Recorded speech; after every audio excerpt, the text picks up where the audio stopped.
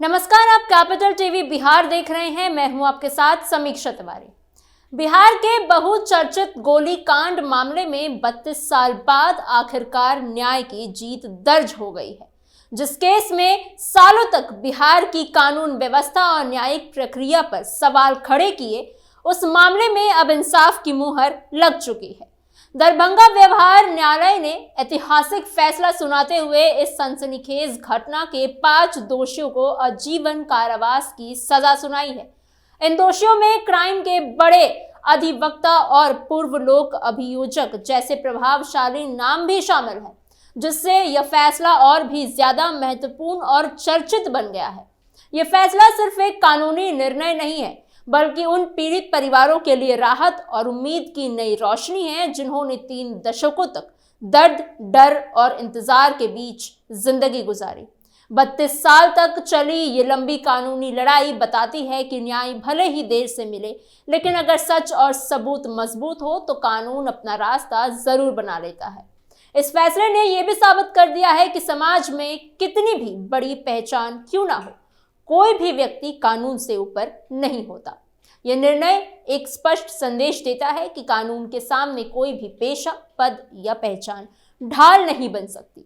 आखिर क्या है इस पूरे मामले की कहानी? कैसे 32 साल बाद आया ये ऐतिहासिक फैसला? जानते हैं इस खबर में, इस स्पेशल स्टोरी में। दरभंगा कोर्ट का ऐतिहासिक फैसला। ये मामला बिहार के उन चर्चित अपराधों में गिना जाता रहा जिसने अपने समय में पूरे राज्य को झकझोर के रख दिया था। गोलीकांड की घटना ने इलाके में दहशत फैला दी थी और न्याय की मांग लगातार उठती रही। समय बदला, सरकारें बदली, कई मोड़ आए, लेकिन पीड़ित परिवारों की उम्मीद नहीं टूटी। अब जब अदालत ने दोषियों को उम्र कैद की सजा सुनाई है, तो यह फैसला बिहार की न्यायिक व्यवस्था में एक बड़ा उदाहरण बनकर सामने आया है। ये मामला 8 अगस्त 1994 का है, जब दरभंगा जिले के पटोरी और बसंत गांव के बीच शमशान भूमि और आम रास्ते को लेकर चला आ रहा पुराना विवाद अचानक हिंसा की आग में बदल गया। यह विवाद कोई नया नहीं था, बल्कि वर्षों से दोनों गांवों के बीच तनाव का कारण बना हुआ था। शमशान भूमि के उपयोग और रास्ते से अधिकार को लेकर लगातार कहासुनी, पंचायतों में मनमुटाव होते रहे। लेकिन उस दिन हालात इस कदर बिगड़ जाएंगे, इसका अंदाजा शायद किसी ने भी नहीं लगाया था। 8 अगस्त 1994 की शाम, उस समय सिर्फ 2 लोगों की जान नहीं गई थी, बल्कि कई परिवारों को ऐसा दर्द दे दिया गया था जो 32 साल बाद भी ताजा बना रहा। अभियोजन पक्ष के अनुसार उस दिन पटौरी गांव के राम कृपाल चौधरी और राम पुकार चौधरी समेत करीब 1 दर्जन किसान अपने मवेशी को चरा कर घर लौट रहे थे। गांव के किसान रोजमर्रा की तरह अपने जानवरों को चरा कर वापस आ रहे थे और रास्ते में उन्होंने गुंसार पोखर पर भैंसों को पानी पिलाने के लिए कुछ देर रुकने का फैसला किया। शाम का समय था, मौसम सामान्य था और किसी को ये अंदेशा भी नहीं था कि कुछ ही मिनटों में ये शांत माहौल गोलियों की आवाज और चीख पुकार के बदल जाएगी। अचानक बसंत गांव की ओर से 25 लोग से अधिक वहां आ पहुंचे। ये सभी लोग तैयारी के साथ फरसा, भाला और बंदूक जैसे घातक हथियारों के साथ आए थे। आरोप था कि इन लोगों का इरादा केवल डराने का नहीं, बल्कि अपनी ताकत दिखाकर किसानों पर दबाव बनाने का था। बताया गया कि आरोपियों ने किसानों के मवेशियों को जबरन बसंत गांव की ओर ले जाने की कोशिश की। ये घटना अचानक नहीं थी, बल्कि जमीन और रास्ते के पुराने विवाद से जुड़ी हुई बताई गई। मवेशियों को जबरन ले जाने की कोशिश ने मौके पर तनाव को और बढ़ा दिया। जब किसानों ने इसका विरोध किया तो अपने मवेशियों को बचाने की कोशिश की, तो माहौल तेजी से बिगड़ने लगा। विरोध करते ही दोनों पक्षों में कहासुनी हुई और देखते ही देखते विवाद हिंसक झड़प में बदल गई। आरोप है कि इस दौरान आरोपियों ने किसानों पर अंधाधुंध फायरिंग शुरू कर दी। गोलियों की आवाज सुनते ही वहां अफरा तफरी मच गई। जो लोग कुछ देर पहले तक पोखर के किनारे खड़े थे, वो जान बचाने के लिए इधर उधर भागने लगे। कुछ लोग जमीन पर गिर पड़े, कुछ ने आसपास छिपने की कोशिश की, लेकिन गोलियों की बौछार ने कई लोगों को संभालने का मौका तक नहीं दिया। इस फायरिंग में 2 लोगों की जान चली गई, जिससे पूरा इलाका दहल उठा। घटना के बाद गांव में दहशत फैल गई और पीड़ित परिवारों पर दुखों का पहाड़ टूट पड़ा। जिन घरों में कुछ घंटे पहले तक सामान्य दिनचर्या चल रही थी, वहां अचानक मातम छा गया। परिवार के लोग रोते बिलखते मौके पर पहुंचे, लेकिन तब तक बहुत देर हो चुकी थी। इस गोलीकांड ने सिर्फ जान नहीं ली थी, बल्कि रिश्तों, भरोसों और गांवों के बीच की शांति को भी अब तोड़ दिया था। इस घटना के बाद मामला पुलिस और अदालत तक पहुंचा और लंबी कानूनी प्रक्रिया शुरू हुई। सालों तक गवाहियां, बयान, सुनवाई और बहसें चलती ही रही, लेकिन केस की सबसे बड़ी बात यह रही कि इसमें केवल सामान्य आरोपी नहीं थे, बल्कि बड़े प्रभावशाली नाम सामने आए। अब इस मामले में अधिवक्ता अंबर इमाम हाशमी और पूर्व लोक अभियोजक कौशर इमाम हाशमी जैसे चर्चित लोग भी दोषी करार दिए गए। यही कारण है कि ये फैसला सिर्फ एक गांव की घटना तक सीमित नहीं रहा, बल्कि पूरे बिहार में इसे एक बड़ा उदाहरण के तौर पर देखा गया। इस गोलीकांड ने ये दिखाया कि छोटे छोटे विवाद जब समय रहते नहीं सुलझाए जाते तो वो किस तरह बड़ी त्रासदी में बदल सकते हैं। शमशान भूमि और रास्ते जैसे मुद्दों जो सामान्य तौर पर पंचायत और बातचीत से सुलझाए जा सकते थे, वही विवाद हिंसा और हत्या तक पहुंच गया।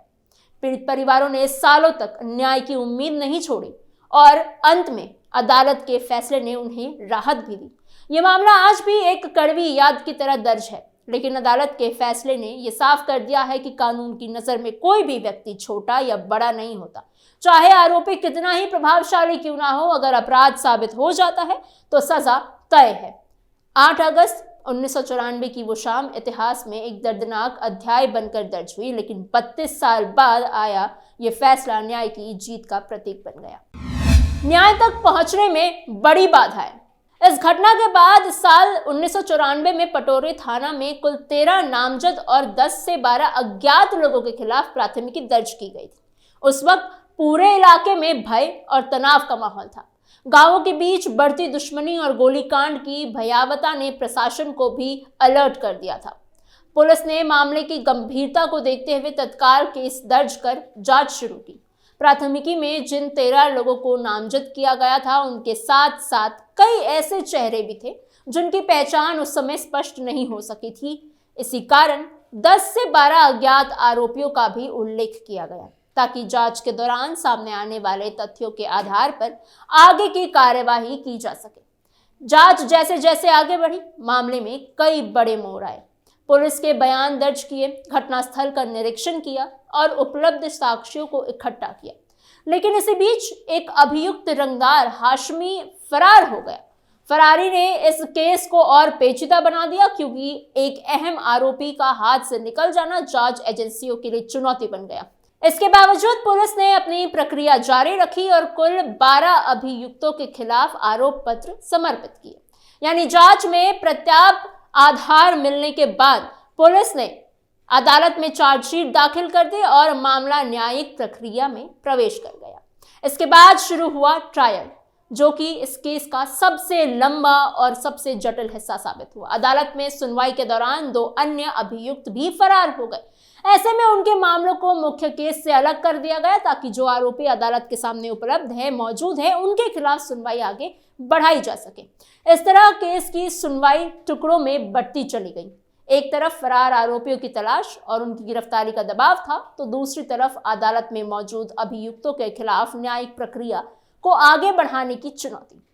लंबी सुनवाई के बाद अदालत के सामने केवल 5 अभियुक्तों का ट्रायल पूरा हो सका। यानी जिन 13 नामजद आरोपियों के खिलाफ केस दर्ज हुआ था, उनमें से कई आरोपी या तो फरार रहे, या प्रक्रिया के दौरान अलग हो गए, या फिर समय के साथ उनका मामला अलग कारणों से मुख्य सुनवाई से बाहर होता चला गया। यही कारण है कि सिर्फ 5 अभियुक्तों पर ही फैसला सुनाया जा सका। ये स्थिति खुद में ही ये दिखाती है कि भारत की न्याय प्रक्रिया में एक केस कितनी जटिलताओं से गुजरता रहा और न्याय तक पहुंचने में कितनी बाधाएं भी आती रही। 32 साल बाद मिला इंसाफ। इस मामले की सबसे बड़ी खासियत इसकी लंबी कानूनी लड़ाई रही। प्राथमिकी दर्ज होने से लेकर फैसले तक पूरे 32 साल बीत गए। चौंकाने वाली बात यह है कि ट्रायल में ही 31 साल निकल गए। यानी मामला अदालत में पहुंच तो गया, लेकिन सुनवाई, तारीखें, गवाहों की पेशी, बहसें और अलग अलग कानूनी प्रक्रियाओं में सालों लगते चले गए। इस दौरान कई बार केस की गति धीमी हुई, कई बार गवाहों को पेश करने में कठिनाई आई और कई बार परिस्थितियां बदलती रहीं। प्राथमिकी में नामजद आधा दर्जन से अधिक लोगों की मृत्यु हो चुकी है, यानी जिन पर आरोप लगे थे उनमें से कई लोग फैसले आने से पहले ही मौत के कारण कानूनी प्रक्रिया से बाहर हो गए। यही नहीं, गोली लगने से घायल एक युवक की भी बाद में जान चली गई। ये सच इस केस की ओर एक दर्दनाक बना देता है, क्योंकि न्याय की प्रतीक्षा करते करते कई परिवारों ने अपने अपनों को खो दिया। कुछ लोग ऐसे भी रहे जिन्होंने अपने सामने अपने हत्या देखी, लेकिन अदालत का फैसला सुनने के लिए जीवित नहीं रह सके। अदालत ने अपने फैसले में साफ शब्दों में कहा कि भूमि विवाद के नाम पर हथियार उठाना और निर्दोष ग्रामीणों पर गोली चलाना किसी भी सूरत में बर्दाश्त नहीं किया जा सकता। अदालत ने यह भी स्पष्ट किया कि कानून के सामने कोई भी व्यक्ति बड़ा नहीं है। यह फैसला इसलिए भी ऐतिहासिक माना जा रहा है क्योंकि इसमें समाज के प्रभावशाली वर्ग से जुड़े लोग भी दोषी करार दिए गए। फैसले के बाद पीड़ित परिवारों ने राहत की सांस ली। उनका कहना है कि भले ही इंसाफ मिलने में 32 साल लग गए, लेकिन अदालत के इस फैसले से न्याय व्यवस्था में भरोसा कायम हुआ है। अंत में यही कहा जा सकता है कि ये मामला बिहार की न्यायिक व्यवस्था में एक बड़ी मिसाल बनकर सामने आया है। ये केस बताता है कि अपराध कितना भी पुराना क्यों ना हो, अगर सबूत और गवाही मजबूत हो तो न्याय का रास्ता कभी बंद नहीं होता। साथ ही ये भी संदेश देता है कि जमीन और रास्ते जैसे विवादों को हिंसा में बदलने का परिणाम कितना भयावह हो सकता है। अदालत का ये फैसला आने वाली पीढ़ियों के लिए चेतावनी भी है और उम्मीद भी। चेतावनी की कानून हाथ में लेने वालों को सजा मिलेगी और उम्मीद की न्याय देर से ही सही लेकिन एक दिन मिलेगी जरूर। आपकी इस खबर पे क्या सोच विचार है, हमें कमेंट बॉक्स में जरूर बताइएगा। ऐसे ही और जानकारियों के लिए और खबरों के लिए बने रहिए कैपिटल टीवी बिहार के साथ।